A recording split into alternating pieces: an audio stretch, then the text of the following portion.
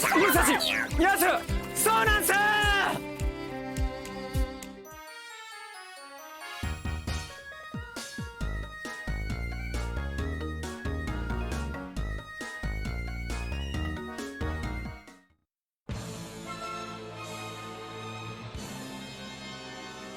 Hey everyone, it's Mark. This is my recap for Pokémon Journeys episode 95, Farewell, the Team Rocket Wanderers. This was the 1180th episode of the Pokemon anime, and the first Team Rocket focused episode in quite a while. I always love talking about Team Rocket, so let's get straight into the episode.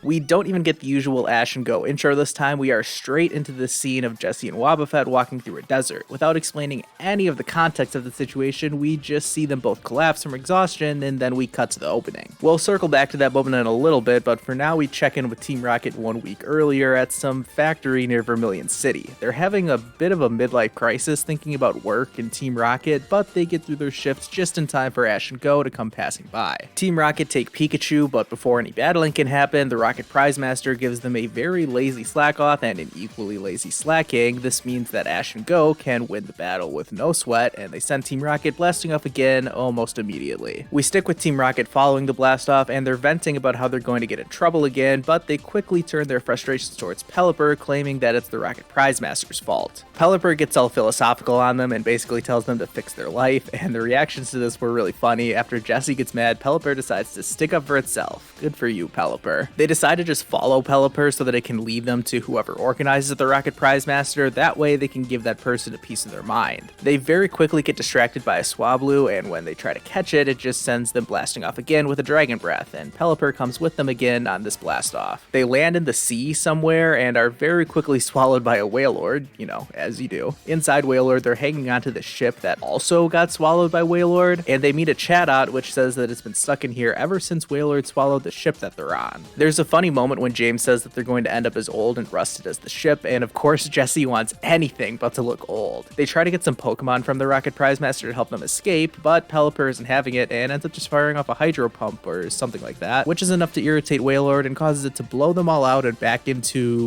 wherever this is. The flying type Pokemon begin to fly off, but Team Rocket keep trying to follow Pelipper, only to run straight into a Mamoswine. Uh-oh. They manage to get on top of the Mamoswine and direct it by hanging Meowth out in front like it's a dangling carrot, and they end up at some small snowy village. They are pretty desperate for food and warmth at this point and actually end up passing out in the snow. I saw some people saying that Jessie lasted the longest out of everyone because she's used to being in the snow. I mean, I think that's a reach, but okay, fine. Don't you all remember that James has died in the snow before? He said so himself. Okay, anyways, they come to inside this log cabin where there's the food and warmth they were looking for, but who was it that saved them? It's Cassidy? Yeah, everyone's mind is blown, and rightfully so. They haven't seen Cassidy since the Diamond and Pearl series, and they wonder what she's doing all the way out here. Cassidy explains that she quit Team Rocket, did not see that coming, and now she runs this place and does boring stuff like wood carving. Well, I say it's boring, but these carvings are actually really interesting because they are of the Pokemon that Cassidy has been using throughout the history of the anime, which was a really awesome detail. I mean, her Sableye was only in some random Chronicles episodes, so to see it represented here was a nice shout out. We get a cute little montage of them helping out at Cassidy's restaurant as a way to repay her for saving their lives, and they quickly warm to the idea of living like this, but then they remember that they only came here because they were chasing after Pelipper. Pelipper actually flies by at this exact moment, which is an incredible coincidence. I mean, maybe this isn't the same Pelipper as before, but I mean, come on, what is a Pelipper doing out here in the snowy woods? They get ready to chase after it again, but James is hesitant to leave, so Jessie and Meowth tell him that he can stay. They know he's having a great time here, and they only want the best for their friend, and this was the scene that I played at the beginning of the video. They agree to part ways and share a very tearful goodbye. Later, the remaining members of the group end up at some kind of bakery, and a Meowth comes out that reminds Team Rocket's Meowth of Meowsy, which was a cool throwback. As you probably all expected, Butch is the one in charge of this place, and of course, they get his name wrong. They later would say his name correctly, and so they also do the part of the gag where Butch corrects them out of habit because he's so used to them getting his name wrong. Anyways, Jessie knows that Butch and Cassidy he already left Team Rocket, so Butch is disappointed that he wasn't able to break the news himself. We get a similar montage of them helping out with Butch's work before they regroup once again. I thought Wobbuffet looked so weird in the scene, but maybe that was just me. Jessie is ready to leave once again, but Meowth is hesitant, and we go through the same type of thing that happened with James, and they eventually split up, but not before Meowth gives them a Wobbuffet balloon that he sewed for them. With that, the chase for Pelipper is back on, and of course, it ends with another Swablu showing up, which sends them blasting off again, Pelipper included. We're finally back to the scene that opened the episode where Jessie and Wobbuffet pass out in the desert by themselves. Jessie is awakened by James and Meowth, but she was actually just dreaming or hallucinating or something. It was actually just a sandshrew hitting her on the head. Jessie tells Wobbuffet that they need to look alive and keep searching for Pelipper, and they immediately fall into a Trapinch's sand tomb, and I thought she was pretty overdramatic here. Like, was this little Trapinch really going to kill them? I guess they do call it sand tomb.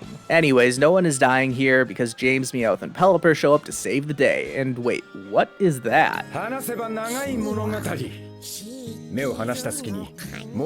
Bingo, that's right, we actually got a bingo tile checked off in this episode as Meowth's ballad starts playing, and that counts as a non-Journeys ending. Back to the episode, James got kicked out after his Morpeko started eating all of Cassidy's food, and Meowth's heart got broken yet again when it saw that the Meowsy lookalike was actually in love with the local Persian, because of course it was. They both ran into Pelipper again, and chasing after it led them here. Their attempt at saving Jessie and Wobbuffet of course ends with them falling in themselves. What more would you expect out of these idiots? Don't worry though, Pelipper is there to save the day, and it flies away after saving them from the Trapinch, and now it's Team Rocket's turn to get all philosophical. And they talk about how life is like a gacha machine. There's ups and downs, and you never really know what you're gonna get. How sweet. Just as they wonder how they're gonna get home, guess who shows up? Of course, it's Ash and Go. Team Rocket is united once again, and they all say the motto as Team Rocket's team song plays in the background, another non-Journeys ending theme used as an insert song. Pikachu sends them blasting off again, but they're happy about this one, and the fourth and final blast off of the episode sends them back into the factory they were working in before, and the episode ends with Team Rocket happily reunited in Vermilion City.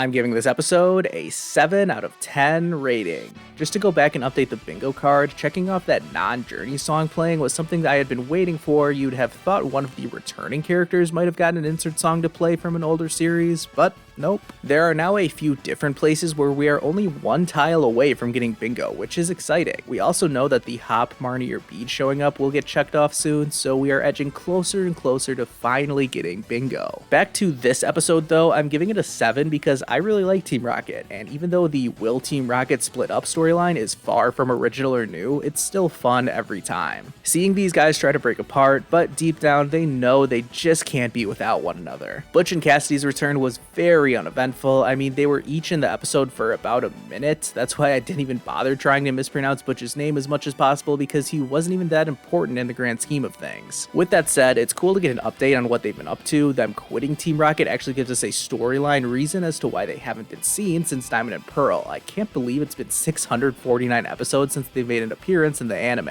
Also, anytime the anime can focus on characters other than Ash and Go is nice. Obviously, they're the main protagonists, but not every story has to revolve around them. I guess I did not particularly like that recent episode focusing on Ren, so maybe I sound like I'm contradicting myself a little bit, but I don't know. You're gonna have a hard time making me say anything negative about Team Rocket, so I was probably always going to enjoy this episode. There was a really minor detail that happened in this episode as well. I thought it was so minor and inconsequential that I didn't even bring it up during my recap of the episode. But apparently some people thought that this scene meant that the Rocket Prize Master was broken or lost or gone forever somehow. I just don't think that's the case at all. I think it's only a matter of time before we see it again, but who knows, maybe I'll be wrong. I doubt it though. Let's talk about what's coming up next, and guess what? Sophocles is returning. Of course, they would pick my least favorite of Ash's classmates to bring back for a random episode, but hey, anytime we get a returning character is really cool, so I'm not going to complain. It looks like the basic plot is going to be about this Ampharos sending light into space? Not totally sure, but I guess we'll find out next week.